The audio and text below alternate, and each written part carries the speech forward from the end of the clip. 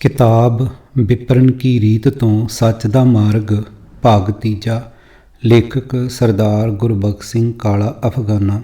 चौथे कांड दा पहला भाग सच दे दरबार विच झूठ दी पूजा। जल दी पूजा। वाहिगुरू जी का खालसा वाहिगुरू जी की फतेह।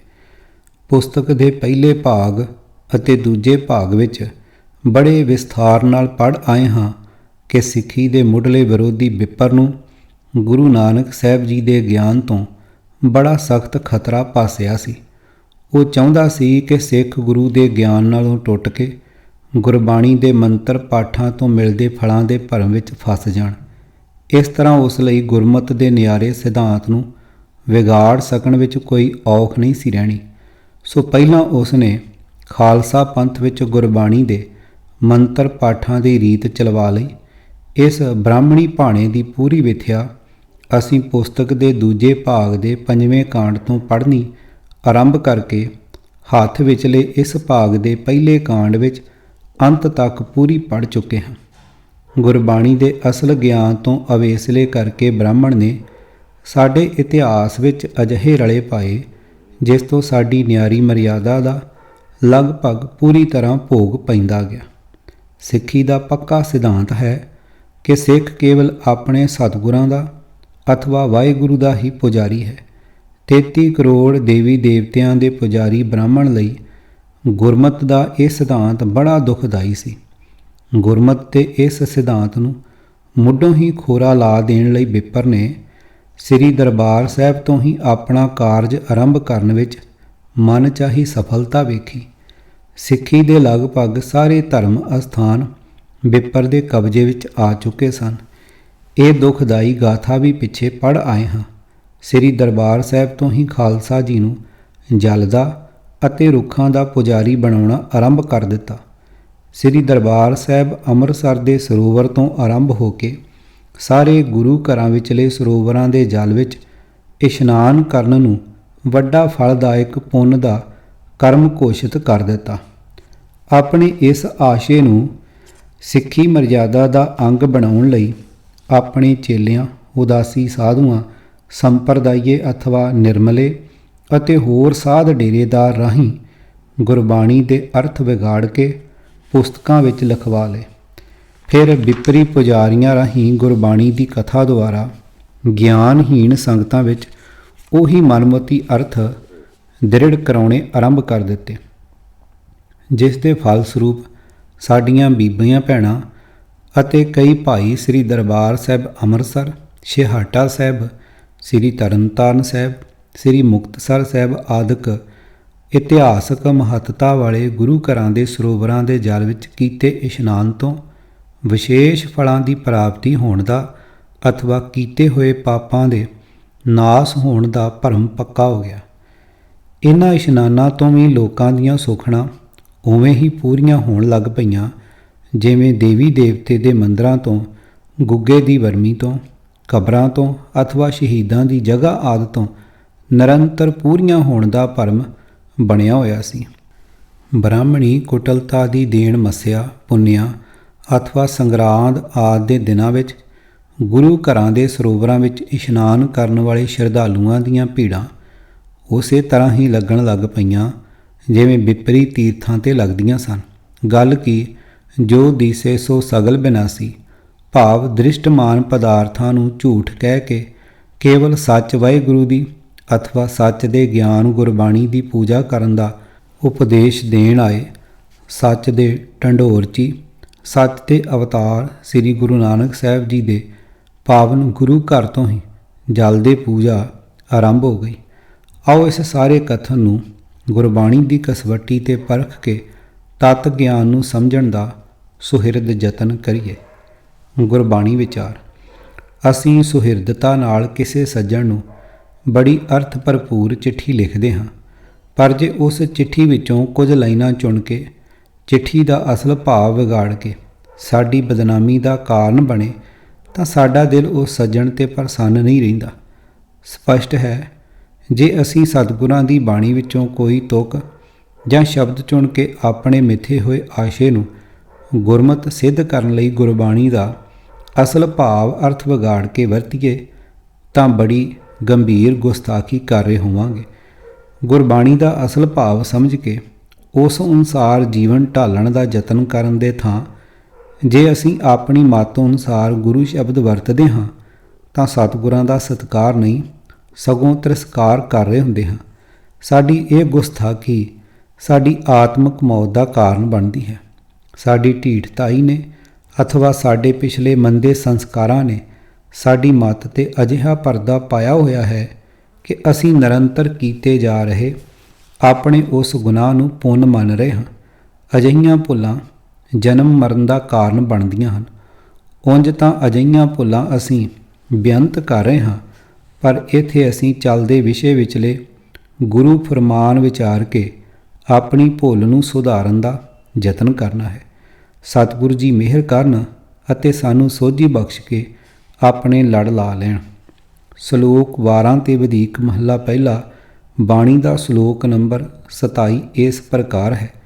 ਲਾਹੌਰ ਸ਼ਹਿਰ ਜ਼ਹਿਰ ਕਹਿਰ ਸਵਾ ਪਹਿਰ। ਪੰਨਾ 1412। ਭਾਵ ਅਰਥ ਲਾਹੌਰ ਦਾ ਸ਼ਹਿਰ ਨਿਵਾਸੀਆਂ ਦੇ ਲਈ ਜ਼ਹਿਰ ਕਹਿਰ ਬਣਿਆ ਪਿਆ ਹੈ, ਕਿਉਂਕਿ ਇੱਥੇ ਨਿੱਤ ਸਵੇਰੇ ਰੱਬੀ ਸਿਫਤ ਸਲਾਹ ਦੇ ਥਾਂ ਸਵਾ ਪਹਿਰ ਦਿਨ ਚੜ੍ਹੇ ਤੱਕ ਮਾਸ ਦੀ ਖਾਤਰ ਪਸ਼ੂਆਂ ਉੱਤੇ ਜ਼ੁਲਮ ਹੁੰਦਾ ਹੈ ਅਤੇ ਇਸਲਾਮੀ ਤੰਗਦਿਲੀ ਦੇ ਕਾਰਨ ਕਈ ਨਿਰਦੋਸ਼ ਹਿੰਦੂਆਂ ਉੱਤੇ ਵੀ ਪਸ਼ੂਆਂ ਵਾਂਗ ਹੀ ਕਹਿਰ ਹੁੰਦਾ ਹੈ। ਰੱਬ ਨੂੰ ਭੁੱਲੇ ਹੋਏ ਅਜਿਹੇ ਜ਼ਾਲਮਾਂ ਦੇ ਕਾਰਨ ਲਾਹੌਰ ਵਾਸੀਆਂ ਲਈ ਇਹ ਸ਼ਹਿਰ ਆਤਮਿਕ ਮੌਤ ਮਰਦੇ ਰਹਿਣ ਦਾ ਕਸਾਬਖਾਨਾ ਬਣ ਗਿਆ ਹੋਇਆ ਹੈ। ਲੋਕਾਂ ਦੇ ਸੱਚੇ ਹਮਦਰਦ ਸ੍ਰੀ ਗੁਰੂ ਨਾਨਕ ਸਾਹਿਬ ਜੀ ਦੀ ਆਪਣੇ ਪ੍ਰਭੂ ਦੇ ਚਰਨਾਂ ਵਿੱਚ ਇਹ ਅਰਦਾਸ ਸੀ ਕਿ ਇਸ ਥਾਂ 'ਤੇ ਵੀ ਤੇਰਾ ਭਗਤ ਪੈਦਾ ਹੋਣਾ ਚਾਹੀਦਾ ਹੈ, ਜਿਹੜਾ ਲੋਕਾਂ ਲਈ ਆਤਮਿਕ ਜੀਵਨ ਦੇਣ ਦਾ ਸੋਮਾ ਬਣੇ ਅਤੇ ਵਿਕਾਰਾਂ ਦੀ ਅੱਗ ਵਿੱਚ ਝੁਲਸ ਰਹੇ ਲਾਹੌਰ ਨਿਵਾਸੀਆਂ ਦੇ ਹਿਰਦਿਆਂ 'ਤੇ ਨਾਮ ਅੰਮ੍ਰਿਤ ਦੇ ਸ਼ੀਤਲ ਛਟੇ ਮਾਰੇ। ਸਤਿਗੁਰਾਂ ਦੀ ਇਹ ਇੱਛਾ ਵਾਹਿਗੁਰੂ ਨੇ ਪੂਰੀ ਕਰ ਦਿੱਤੀ ਤਾਂ ਗੁਰੂ ਅਮਰਦਾਸ ਜੀ ਨੇ ਫਰਮਾਇਆ। ਮਹੱਲਾ ਤੀਜਾ। ਲਾਹੌਰ ਸ਼ਹਿਰ ਅੰਮ੍ਰਿਤਸਰ ਸਿਫਤੀ ਦਾ ਘਰ। ਪੰਨਾ 1412। ਭਾਵ ਅਰਥ ਸਤਿਗੁਰੂ ਅਮਰਦਾਸ ਜੀ ਦਾ ਫਰਮਾਨ ਹੈ ਕਿ ਹੁਣ ਲਾਹੌਰ ਸ਼ਹਿਰ ਨਿਰਾਵੇ ਵਿਚਾਰੀਆਂ ਅਤੇ ਜ਼ਾਲਮਾਂ ਦੇ ਮੰਦ ਕਰਮੀਆਂ ਦਾ ਹੀ ਸ਼ਹਿਰ ਨਹੀਂ ਰਿਹਾ, ਇਹ ਹੁਣ ਅੰਮ੍ਰਿਤਸਰ ਬਣ ਗਿਆ ਹੈ। ਭਾਵ ਹੁਣ ਪ੍ਰਮਾਤਮਾ ਦੀ ਸਿਫਤ ਸਲਾਹ ਦਾ ਸੋਮਾ ਬਣ ਗਿਆ, ਕਿਉਂਕਿ ਗੁਰੂ ਰਾਮਦਾਸ ਜੀ ਦਾ ਜਨਮ ਹੋਇਆ ਹੈ। ਜਿੱਥੇ ਲੋਕ ਵਿਸ਼ੇ ਵਿਕਾਰਾਂ ਵਿੱਚ ਪਏ ਵਿਭਚਾਰੀ ਬਣੇ ਆਤਮਿਕ ਮੌਤੇ ਮਰ ਰਹੇ ਸਨ, ਉੱਥੇ ਹੁਣ ਉਹਨਾਂ ਵਾਸਤੇ ਆਤਮਿਕ ਜੀਵਨ ਦਾ ਸੁਨੇਹਾ ਲੈ ਕੇ ਇੱਕ ਮਹਾਂਪੁਰਖ ਆ ਗਿਆ ਹੈ। ਸੋ ਗੁਰਦੇਵ ਜੀ ਨੇ ਲਾਹੌਰ ਵਾਸਤੇ ਹੀ ਅੰਮ੍ਰਿਤਸਰ ਸ਼ਬਦ ਵਰਤਿਆ ਸੀ।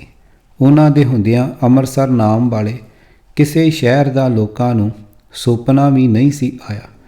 ਗੁਰੂ ਪਿਤਾ ਦੇ ਅਸਲ ਆਸ਼ੇ ਨੂੰ ਵਿਗਾੜ ਕੇ ਕਿਸੇ ਅਰਥਹੀਣ ਅਤੇ ਫੋਕੀ ਸ਼ਰਧਾ ਦਾ ਲੋਕ ਵਿਖਾਵਾ ਕਰਨ ਲਈ ਇਸ ਗੁਰੂ ਫਰਮਾਨ ਨੂੰ ਸ੍ਰੀ ਦਰਬਾਰ ਸਾਹਿਬ ਅੰਮ੍ਰਿਤਸਰ ਨਾਲ ਜੋੜਨਾ ਗੁਰੂ ਜੀ ਦੀ ਵਡਿਆਈ ਨਹੀਂ ਹੈ, ਸਗੋਂ ਗੁਰਬਾਣੀ ਸਿਧਾਂਤ ਦੀ ਖੰਡਨਾ ਕਰਨ ਦਾ ਪਾਪ ਹੈ। ਅਜਿਹਾ ਭੁਲੇਖਾ ਪਾਊਕਾਰਾ ਮਹੰਤਾਂ ਦੇ ਸਮੇਂ ਤੋਂ ਆਰੰਭ ਹੋਇਆ ਸੀ, ਪਰ ਜਥੇਦਾਰ ਸਾਹਿਬਾਨ ਨੇ ਵੀ ਇਸ ਗੁਰੂ ਫਰਮਾਨ ਦੇ ਅਸਲ ਭਾਵ ਤੋਂ ਲੋਕਾਂ ਨੂੰ ਜਾਣੂ ਕਰਾਉਣ ਦੀ ਦਲੇਰੀ ਨਾ ਕੀਤੀ। ਗੁਰ ਸਤਿਗੁਰ ਕਾ ਜੋ ਸਿੱਖ ਆਖਾਏ, ਸੋ ਭਲ ਕੇ ਉਠ ਹਰ ਨਾਮ ਤੇ ਆਵੈ। ਉਦਮ ਕਰੇ ਭਲ ਕੇ ਪ੍ਰਭਾਤੀ, ਇਸ਼ਨਾਨ ਕਰੇ ਅੰਮ੍ਰਿਤ ਸਰ ਨਾਵੈ। ਉਪਦੇਸ਼ ਗੁਰੂ ਹਰ ਹਰ ਜਪ ਜਾਪੈ, ਸਭ ਕਿਲ ਵਿਖ ਪਾਪ ਦੋਖ ਲਹਿ ਜਾਵੇ।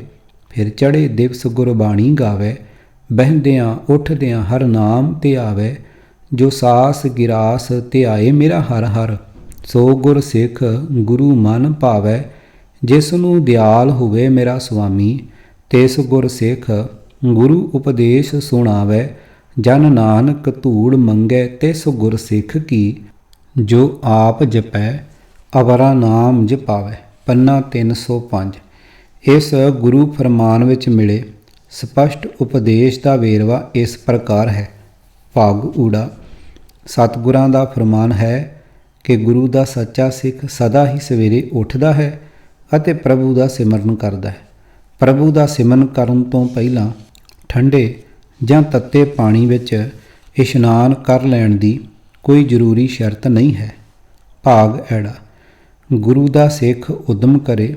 ਉਦਮੀ ਹੋਣ ਦਾ ਅਰਥ ਤੰਦਰੁਸਤ ਸਰੀਰ ਵਾਲਾ ਵੀ ਹੋ ਸਕਦਾ ਹੈ ਤੇ ਤੰਦਰੁਸਤ ਮਨੁੱਖ ਲਈ ਜਲ ਨਾਲ ਇਸ਼ਨਾਨ ਕਰ ਲੈਣਾ ਬਾਹਰੀ ਸਵੱਛਤਾ ਅਥਵਾ ਮਨ ਦੀ ਇਕਾਗਰਤਾ ਲਈ ਲਾਭਦਾਇਕ ਹੋਣ ਦਾ ਸੰਕੇਤ ਹੈ ਅਤੇ ਫਿਰ ਨਾਮ ਅੰਮ੍ਰਿਤ ਵਿੱਚ ਆਤਮਿਕ ਇਸ਼ਨਾਨ ਕਰਦਾ ਹੈ।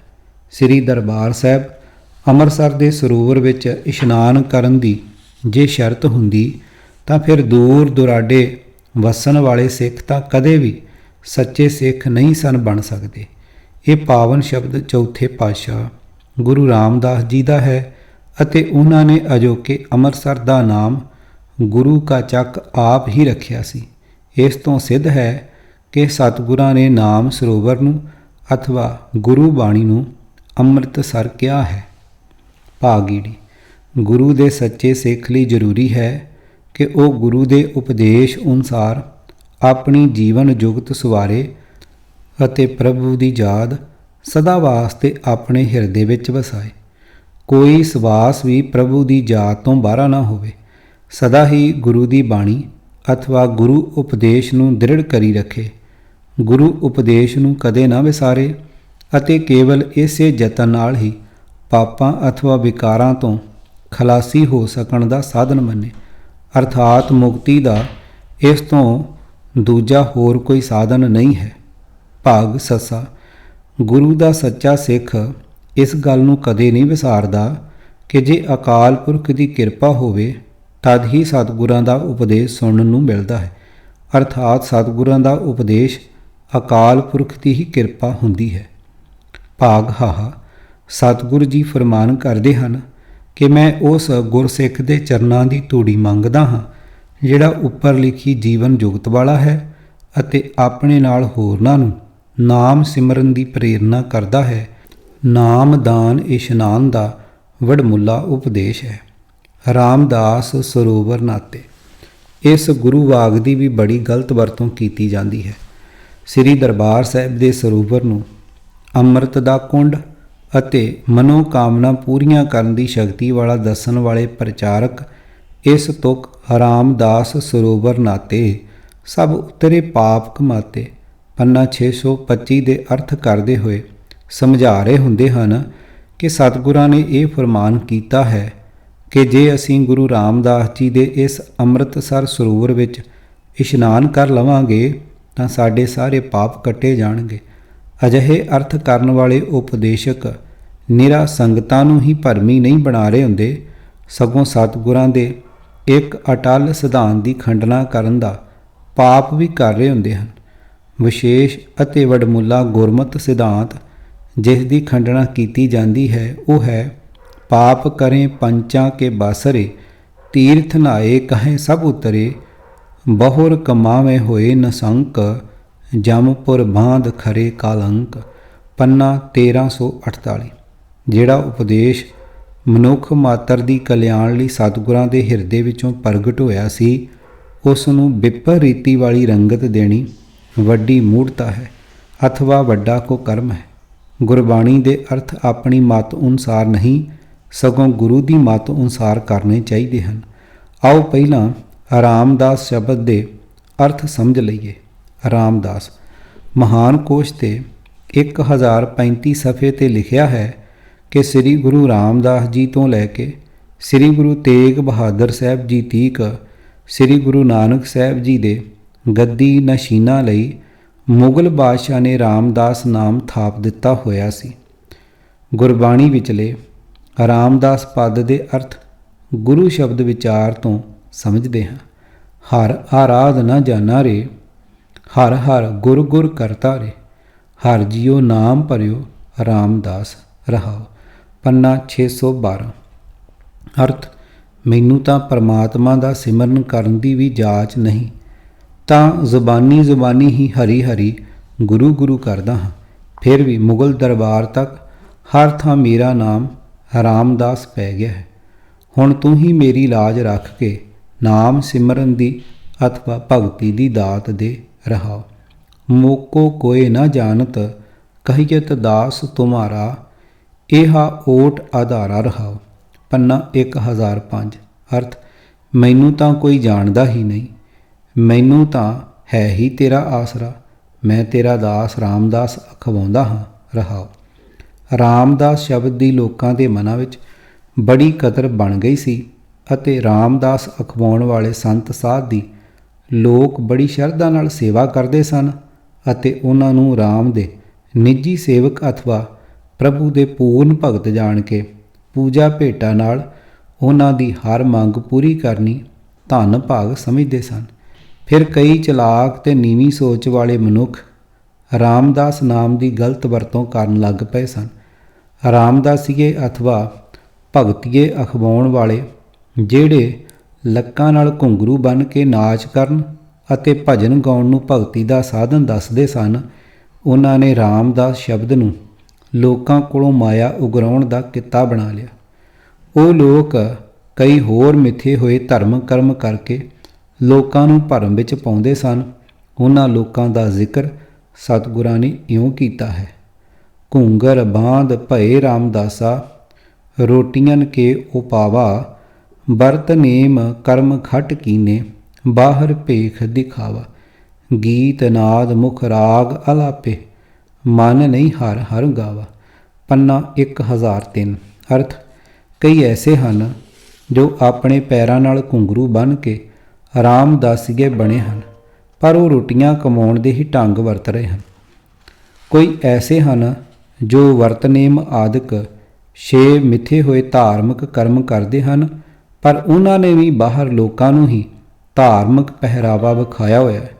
ਕਈ ਐਸੇ ਹਨ ਜੋ ਮੂੰਹ ਨਾਲ ਭਜਨਾਂ ਦੇ ਗੀਤ ਰਾਤ ਅਲਾਪਦੇ ਹਨ, ਪਰ ਆਪਣੇ ਮਨ ਵਿੱਚ ਉਹਨਾਂ ਨੇ ਵੀ ਕਦੇ ਪਰਮਾਤਮਾ ਦੀ ਸਿਫਤ ਸਲਾਹ ਨਹੀਂ ਕੀਤੀ। ਦੱਖਣ ਵਿੱਚ ਬੈਰਾਗੀਆਂ ਦੀ ਇੱਕ ਸੰਪਰਦਾਇ ਸੀ ਜੋ ਨਿਰਤਕਾਰੀ ਕਰਦੇ ਸਨ ਅਤੇ ਰਾਮਦਾਸੀਏ ਸਦਵਾਉਂਦੇ ਸਨ। ਉਹਨਾਂ ਦਾ ਜ਼ਿਕਰ ਇਸ ਪ੍ਰਕਾਰ ਹੈ। ਜੋਗੀ ਜਤੀ ਬੈਸਨੋ ਰਾਮਦਾਸ, ਮਿਤ ਨਾਹੀ ਬ੍ਰਹਮ ਅਬਿਨਾਸ਼। ਪੰਨਾ 867।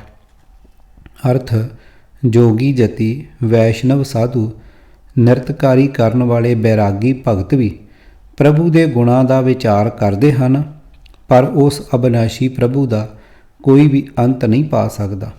ਅਕਾਲ ਪੁਰਖ ਦੇ ਭਗਤ ਨੂੰ ਰਾਮਦਾਸ ਕਿਹਾ ਜਾਂਦਾ ਸੀ। ਸਵਾਏ ਭੱਟਾਂ ਦੀ ਬਾਣੀ ਅਤੇ ਸੱਤੇ ਬਲਵੰਡ ਦੀ ਬਾਣੀ ਦੇ ਗੁਰੂ ਗ੍ਰੰਥ ਸਾਹਿਬ ਜੀ ਦੀ ਬਾਣੀ ਦਾ ਇਹ ਪੱਕਾ ਸਿਧਾਂਤ ਹੈ ਕਿ ਉਸ ਵਿੱਚ ਨਾਨਕ ਨਾਮ ਵਰਤਣ ਤੋਂ ਬਿਨਾਂ ਕਿਸੇ ਹੋਰ ਗੁਰੂ ਨਾਮ ਦੀ ਵਰਤੋਂ ਨਹੀਂ ਹੋਈ। ਰਾਮਦਾਸ ਸਰੋਵਰ ਨੂੰ ਗੁਰੂ ਰਾਮਦਾਸ ਜੀ ਦੇ ਨਾਮ ਨਾਲ ਜੋੜ ਕੇ ਸਤਿਗੁਰਾਂ ਦੇ ਇਸ ਸਿਧਾਂਤ ਨੂੰ ਤੋੜਨ ਦੀ ਘੋਰ ਬੇਅਦਬੀ ਕੀਤੀ ਜਾਂਦੀ ਹੈ। ਆਓ ਇਸ ਤੁਕ ਵਾਲਾ ਪੂਰਾ ਸ਼ਬਦ ਵਿਚਾਰ ਕੇ ਰਾਮਦਾਸ ਸ਼ਬਦ ਦੇ ਠੀਕ ਅਰਥ ਸਮਝਣ ਦਾ ਯਤਨ ਕਰੀਏ। ਰਾਮਦਾਸ ਸਰੋਵਰ ਨਾਤੇ, ਸਭ ਉਤਰੇ ਪਾਪ ਕਮਾਤੇ, ਨਿਰਮਲ ਹੋਏ ਕਰ ਇਸ਼ਨਾਨਾ, ਗੁਰ ਪੂਰੈ ਕੀਨੇ ਦਾਨਾ, ਸਭ ਕੁਸ਼ਲ ਖੇਮ ਪ੍ਰਭ ਧਾਰੇ, ਸਹੀ ਸਲਾਮਤ ਸਭ ਥੋਕ ਉਬਾਰੇ, ਗੁਰ ਕਾ ਸ਼ਬਦ ਵਿਚਾਰੇ। ਰਹਾਓ। ਸਾਧ ਸੰਗ ਮਲ ਲਾਥੀ, ਪਾਰ ਬ੍ਰਹਮ ਭਇਓ ਸਾਥੀ, ਨਾਨਕ ਨਾਮ ਧਿਆਇਆ, ਆਦ ਪੁਰਖ ਪ੍ਰਭ ਪਾਇਆ। ਪੰਨਾ 625। ਰਹਾਉ ਦੀ ਤੁਕ ਸਾਰੇ ਸ਼ਬਦ ਦਾ ਸਿਧਾਂਤ ਹੁੰਦੀ ਹੈ। ਇਸ ਤੁਕ ਦੇ ਅਰਥ ਇਸ ਤਰ੍ਹਾਂ ਲਿਖੇ ਹਨ। ਜਿਸ ਮਨੁੱਖ ਨੇ ਗੁਰੂ ਦੇ ਸ਼ਬਦ ਨੂੰ ਆਪਣੀ ਸੋਚ ਮੰਡਲ ਵਿੱਚ ਟਿਕਾ ਕੇ ਗੁਰੂ ਦੇ ਸ਼ਬਦ ਤੋਂ ਮਿਲੀ ਸਿੱਖਿਆ ਅਨੁਸਾਰ ਚੱਲ ਕੇ ਆਤਮਿਕ ਜੀਵਨ ਦੇ ਸਾਰੇ ਗੁਣ ਵਿਕਾਰਾਂ ਦੇ ਢਹੇ ਚੜ੍ਹਨ ਤੋਂ ਠੀਕ ਠਾਕ ਬਚਾ ਲਏ, ਪ੍ਰਭੂ ਨੇ ਉਸ ਦੇ ਹਿਰਦੇ ਵਿੱਚ ਸਾਰੇ ਆਤਮਿਕ ਸੁੱਖ ਆਨੰਦ ਪੈਦਾ ਕਰ ਦਿੱਤੇ। ਰਹਾਓ। ਇਸ ਤੋਂ ਸਮਝ ਪੈਂਦੀ ਹੈ ਕਿ ਇਸ ਗੁਰੂ ਸ਼ਬਦ ਵਿੱਚ ਮਨੁੱਖਾ ਜ਼ਿੰਦਗੀ ਦਾ ਲੋਕ ਸੁਖੀਆ ਅਤੇ ਪਰਲੋਕ ਸੁਹੇਲਾ ਬਣਾਉਣ ਦਾ ਵਡਮੁੱਲਾ ਸਿਧਾਂਤ ਸਮਝਾਇਆ ਹੋਇਆ ਹੈ। ਇਸ ਲਈ ਪਿੰਡੇ ਦੇ ਇਸ਼ਨਾਨ ਦੀ ਗੱਲ ਕਦੇ ਨਹੀਂ ਕੀਤੀ ਹੋਣੀ। ਅਰਥ, ਜਿਹੜੇ ਮਨੁੱਖ ਰਾਮ ਦੇ ਦਾਸਾਂ ਦੇ ਸਰੋਵਰ ਵਿੱਚ ਭਾਵ ਸਾਧ ਸੰਗਤ ਵਿੱਚ ਨਾਮ ਅੰਮ੍ਰਿਤ ਨਾਲ ਆਤਮਿਕ ਇਸ਼ਨਾਨ ਕਰਦੇ ਹਨ, ਉਹਨਾਂ ਦੇ ਸਾਰੇ ਪਾਪ ਲਹਿ ਜਾਂਦੇ ਹਨ। ਹਰ ਨਾਮ ਜਲ ਨਾਲ ਆਤਮਿਕ ਇਸ਼ਨਾਨ ਕਰਕੇ ਉਹ ਪਵਿੱਤਰ ਜੀਵਨ ਵਾਲੇ ਹੋ ਜਾਂਦੇ ਹਨ, ਪਰ ਇਹ ਬਖਸ਼ਿਸ਼ ਪੂਰੇ ਗੁਰੂ ਨੇ ਹੀ ਕੀਤੀ ਹੁੰਦੀ ਹੈ। ਸਾਧ ਸੰਗਤ ਵਿੱਚ ਟਿਕਿਆਂ ਵਿਕਾਰਾਂ ਦੀ ਮੈਲ ਦੂਰ ਹੋ ਜਾਂਦੀ ਹੈ। ਸਾਧ ਸੰਗਤ ਦੀ ਬਰਕਤ ਨਾਲ ਪਰਮਾਤਮਾ ਸਹਾਇਤਾ ਕਰਨ ਵਾਲਾ ਸਾਥੀ ਬਣ ਜਾਂਦਾ ਹੈ। ਗੁਰਦੇਵ ਜੀ ਦਾ ਫਰਮਾਨ ਹੈ ਕਿ ਜਿਸ ਮਨੁੱਖ ਨੇ ਇਸ ਨਾਮ ਜਲ ਦੇ ਪ੍ਰਵਾਹ ਵਾਲੇ ਰਾਮਦਾਸ ਸਰੋਵਰ ਵਿੱਚ ਆ ਕੇ ਪਰਮਾਤਮਾ ਦਾ ਨਾਮ ਸਿਮਰਿਆ, ਉਸ ਨੇ ਉਸ ਪ੍ਰਭੂ ਨੂੰ ਲੱਭ ਲਿਆ ਜੋ ਸਭ ਦਾ ਮੁੱਢ ਹੈ ਅਤੇ ਜੋ ਸਰਬ ਵਿਆਪਕ ਹੈ। ਸਿਰਫ ਆਪਣੀ ਕਿਸੇ ਸਵਾਰਥੀ ਭਾਵਨਾ ਨੂੰ ਮੁੱਖ ਰੱਖ ਕੇ ਕਿਸੇ ਇੱਕ ਸ਼ਬਦ ਦੀ ਸਿਰਫ ਇੱਕ ਤੁਕ ਦੇ ਆਪਣੀ ਮਤ ਅਨੁਸਾਰ ਅਖਰੀ ਅਰਥ ਕਰਕੇ ਗੁਰੂ ਦੇ ਸਿੱਖਾਂ ਨੂੰ ਭਰਮੀ ਬਣਾਉਣਾ ਵੱਡੀ ਅਗਿਆਨਤਾ ਜਾਂ ਕੁਟਲਤਾ ਹੈ। ਕਿਸੇ ਵੀ ਗ੍ਰੰਥ ਦਾ ਸਿਧਾਂਤ ਸਿਰਫ ਇੱਕ ਤੁਕ ਤੋਂ ਨਿਸ਼ਚਿਤ ਨਹੀਂ ਕੀਤਾ ਜਾ ਸਕਦਾ। ਅੰਤ ਵਿੱਚ ਉਸ ਮਹਾਵਾਕ ਦੀ ਵੀ ਵਿਚਾਰ ਕਰਦੇ ਹਾਂ ਜਿਸ ਦੇ ਮਨਮਤੀ ਅਰਥ ਕਰਕੇ ਭੁਲੇਖਾ ਪਾਇਆ ਜਾਂਦਾ ਹੈ। ਡਿਠੇ ਸਭੇ ਥਾਮ ਨਹੀਂ ਤੁਧ ਜਿਹਾ, ਬਦੋਂ ਪੁਰਖ ਵਿਧਾਤੈ ਤਾਂ ਤੂੰ ਸੋਹਿਆ। ਵਸਦੀ ਸਗਨ ਅਪਾਰ ਅਨੂਪ ਰਾਮਦਾਸਪੁਰ, ਹਰ ਹਾਂ ਨਾਨਕ ਕਸ ਮਲ ਜਾਏ ਨਹਾਇਆ ਰਾਮਦਾਸ ਸਰ। ਪੰਨਾ 1362। ਅਰਥ ਗੁਰਦੇਵ ਜੀ ਦਾ ਫਰਮਾਨ ਇਉਂ ਹੈ, ਹੇ ਰਾਮ ਦੇ ਦਾਸਾਂ ਦੇ ਸਰੋਵਰ, ਹੇ ਸਤਸੰਗ, ਤੇਰੇ ਵਿੱਚ ਆਤਮਿਕ ਇਸ਼ਨਾਨ ਕੀਤਿਆਂ ਮਨੁੱਖ ਦੇ ਮਨ ਦੇ ਸਾਰੇ ਪਾਪ ਦੂਰ ਹੋ ਜਾਂਦੇ ਹਨ। ਹੇ ਰਾਮ ਦੇ ਦਾਸਾਂ ਦੇ ਸ਼ਹਿਰ, ਹੇ ਗੁਰਮੁਖਾਂ ਦੇ ਸਤਸੰਗ, ਤੇਰੇ ਅੰਦਰ ਉੱਚੇ ਆਤਮਿਕ ਗੁਣਾਂ ਦੀ ਵਸੋਂ ਬਹੁਤ ਸੰਘਣੀ ਹੈ, ਬੇਅੰਤ ਹੈ, ਬੇਮਿਸਾਲ ਹੈ। ਹੇ ਰਾਮ ਦੇ ਦਾਸਾਂ ਦੇ ਆਤਮਿਕ ਗੁਣਾਂ ਦੀ ਵਸੋਂ ਵਾਲੇ ਇਹ ਸ਼ਹਿਰ ਮੈਂ ਹੋਰ ਸਾਰੇ ਥਾਂ ਵੇਖ ਲਏ ਹਨ, ਪਰ ਤੇਰੇ ਬਰਾਬਰ ਦਾ ਮੈਨੂੰ ਕੋਈ ਨਹੀਂ ਦਿਸਿਆ। ਹੇ ਰਾਮ ਦੇ ਦਾਸਾਂ ਦੇ ਸ਼ਹਿਰ, ਹੇ ਸਤ ਸੰਗਤ, ਤੇਰੀ ਨੀਂਹ ਅਕਾਲ ਪੁਰਖ ਪ੍ਰਭੂ ਨੇ ਆਪ ਰੱਖੀ ਹੋਈ ਹੈ। ਇਸ ਵਾਸਤੇ ਤੂੰ ਉਸ ਆਤਮਿਕ ਗੁਣਾਂ ਦੀ ਬਰਕਤ ਨਾਲ ਸਦਾ ਸੋਹਣਾ ਹੀ ਦਿਸਦਾ ਰਹੋ। ਜਿੱਥੇ ਅਜਿਹੇ ਸੰਤ ਗੁਰਮੁਖ ਚੰਨ ਮਿਲ ਬੈਠੇ ਪ੍ਰਭੂ ਦੇ ਨਾਮ ਦੀਆਂ ਵਡਿਆਈਆਂ ਦੀ ਵਿਚਾਰ ਕਰ ਰਹੇ ਹੋਣ, ਜਿਨ੍ਹਾਂ ਦਾ ਸਵਾਸ ਪ੍ਰਭੂ ਦੀ ਯਾਦ ਵਿੱਚ ਪਰੋਤਾ ਹੋਇਆ ਹੈ, ਉਸ ਥਾਂ ਨੂੰ ਸਤਿਗੁਰਾਂ ਨੇ ਰਾਮਦਾਸਪੁਰ ਕਿਹਾ ਹੈ ਅਤੇ ਉਸੇ ਥਾਂ ਨੂੰ ਬੈਕੁੰਠ ਨਗਰ ਵੀ ਫਰਮਾਨ ਕੀਤਾ ਹੈ। ਬੈਕੁੰਠ ਨਗਰ ਜਹਾਂ ਸੰਤ ਵਾਸਾ, ਪ੍ਰਭ ਚਰਨ ਕਮਲ ਰਿਦ ਮਾਹੇ ਨਿਵਾਸਾ। ਪੰਨਾ 742। ਆਪਣੇ ਆਪ ਵਿੱਚ ਕਿਸੇ ਵੀ ਥਾਂ ਵਿੱਚ ਕੋਈ ਉਚੇਚੀ ਵਡਿਆਈ ਨਹੀਂ ਹੈ। ਉੱਚੇ ਆਤਮਿਕ ਗੁਣਾਂ ਵਾਲੇ ਗੁਰਮੁਖਾਂ ਦੇ ਵਾਸੇ ਕਾਰਨ ਹੀ ਕੋਈ ਥਾਂ ਤੀਰਥ ਬਣਦਾ ਹੈ। ਮਹਾਨ ਤੋਂ ਮਹਾਨ ਅਤੇ ਹਰਮਨ ਪਿਆਰਾ ਤੀਰਥ ਅਸਥਾਨ ਜਿਹੜਾ ਮਨੁੱਖਤਾ ਲਈ ਆਤਮਿਕ ਉਚਤਾ ਅਤੇ ਸੁੱਚੇ ਆਚਰਨ ਵਾਲੀ ਜੀਵਨ ਜੁਗਤ ਦੀ ਪ੍ਰੇਰਨਾ ਦਾ ਸੋਮਾ ਹੋਵੇ, ਜੇ ਉਹ ਦੁਰਾਚਾਰੀਆਂ, ਮਨਮਤੀਆਂ ਅਤੇ ਉੱਚੇ ਆਦਰਸ਼ਾਂ ਵਾਲੀ ਮਰਜ਼ਾਦਾ ਨੂੰ ਭੰਗ ਕਰਨ ਵਾਲੇ ਹੰਕਾਰੀ ਆਦਮਖੋਰਾਂ ਦੇ ਜੱਫੇ ਵਿੱਚ ਆ ਜਾਵੇ ਤਾਂ ਲੋਕਾਂ ਲਈ ਡਰਾਉਣਾ ਨਰਕ ਬਣ ਜਾਂਦਾ ਹੈ। ਜੇ ਉਸ ਧਰਮ ਅਸਥਾਨ ਨੂੰ ਉਹਨਾਂ ਦੁਰਾਚਾਰੀਆਂ ਤੋਂ ਛੁਡਵਾਇਆ ਨਾ ਜਾਵੇ ਤਾਂ ਉਹ ਤੀਰਥ ਨਹੀਂ, ਸਗੋਂ ਸਮੇਂ ਨਾਲ ਦੁਰਾਚਾਰ ਦਾ ਅੱਡਾ ਬਣ ਕੇ ਰਹਿ ਜਾਂਦਾ ਹੈ। ਸਤਿਗੁਰਾਂ ਨੇ ਖਾਲਸਾ ਜੀ ਨੂੰ ਦੈਵੀ ਗੁਣਾਂ ਭਰਪੂਰ, ਸ਼ਾਹੀ ਆਨ ਬਾਨ ਵਾਲੀ ਅਤੇ ਅਦੁੱਤੀ ਤੇਜ ਪ੍ਰਤਾਪ ਵਾਲੀ ਨਿਆਰੀ ਕੌਮ ਬਣਾਇਆ ਸੀ। ਸੰਤ ਸੂਰਮਿਆਂ ਦੀ ਇਸ ਕੌਮ ਨੂੰ ਸਦਾ ਚੜ੍ਹਦੀ ਕਲਾ ਵਿੱਚ ਵਿਚਰਦੇ ਹੋਏ ਹਰਮਨ ਪਿਆਰੇ ਬਣਾਈ ਰੱਖਣ ਲਈ ਸਤਿਗੁਰਾਂ ਨੇ ਇਸ ਨੂੰ ਇਹ ਵਰ ਦਿੱਤਾ ਸੀ ਕਿ ਜਿੰਨਾ ਚਿਰ ਇਹ ਨਿਆਰਾ ਰਹੇਗਾ, ਇਸ ਨੂੰ ਲੋਕ ਅਤੇ ਪਰਲੋਕ ਦਾ ਸਾਰਾ ਤੇਜ ਪ੍ਰਤਾਪ ਮਿਲਿਆ ਰਹੇਗਾ। ਜਬ ਲਗ ਖਾਲਸਾ ਰਹੇ ਨਿਆਰਾ, ਤਬ ਲਗ ਤੇਜ ਦਿਉ ਮੈਂ ਸਾਰਾ। ਪਰ ਅਸਾਂ ਸਤਿਗੁਰਾਂ ਦੇ ਇਸ ਅਨਮੋਲ ਬਚਨ ਦੀ ਜਰਾ ਕਦਰ ਨਾ ਪਾਈ। ਨਤੀਜਾ ਇਹ ਹੋਇਆ ਹੈ ਕਿ ਅਸਾਂ ਚੜ੍ਹਦੀ ਕਲਾ ਵਾਲਾ ਜੀਵਨ ਗਵਾ ਲਿਆ। ਅਸਾਂ ਅਸਲ ਰਾਮਦਾਸ ਸਰੋਵਰ ਦੇ ਅਰਥ ਵਿਗਾੜ ਕੇ ਵਿਪਰੀ ਅਰਥਾਂ ਨਾਲ ਸ਼ਰਧਾ ਬਣਾ ਲਈ। ਕੁੱਲਾਂ ਤਾਰ ਦੇਣ ਵਾਲੇ ਰਾਮਦਾਸ ਸਰੋਵਰ ਨੂੰ ਪਿੰਡਾ ਧੋਣ ਵਾਲੇ ਜਲ ਦਾ ਸਾਰ ਸਮਝ ਲਿਆ। ਗੁਰਬਾਣੀ ਦੇ ਥਾਂ ਅਸੀਂ ਜਲ ਅਥਵਾ ਪਾਣੀ ਦੇ ਪੁਜਾਰੀ ਬਣ ਗਏ। ਛੂਤ ਛਾਤ ਦੇ ਭਰਮ ਦਾ ਨਾਸ਼ ਕਰਨ ਵਾਲੇ ਸਾਂਝੇ ਇਸ਼ਨਾਨ ਘਰਾਂ ਨੂੰ ਪਾਪਾਂ ਦੇ ਨਾਸ਼ ਕਰਨ ਵਾਲੇ ਤੀਰਥ ਸਰੋਵਰ ਮੰਨ ਕੇ ਬ੍ਰਾਹਮਣੀ ਕੁਟਲਤਾ ਦਾ ਸ਼ਿਕਾਰ ਹੋ ਗਏ। ਸੰਤੋ ਰਾਮਦਾਸ ਸਰੋਵਰ ਨੀਕਾ, ਜੋ ਨਾਵੈ ਸੋ ਕੁਲ ਤਰਾਵੈ, उदार हुआ है जी का रहा। पन्ना 623। किताब विपरण की रीत तो सच दा मार्ग भाग तीजा। लेखक सरदार गुरबख्श सिंह काला अफगाना। चौथे कांड का पहला भाग। आवाज़ गुरजंट सिंह रूपोवाली। वाहिगुरू जी का खालसा वाहिगुरू जी की फतेह।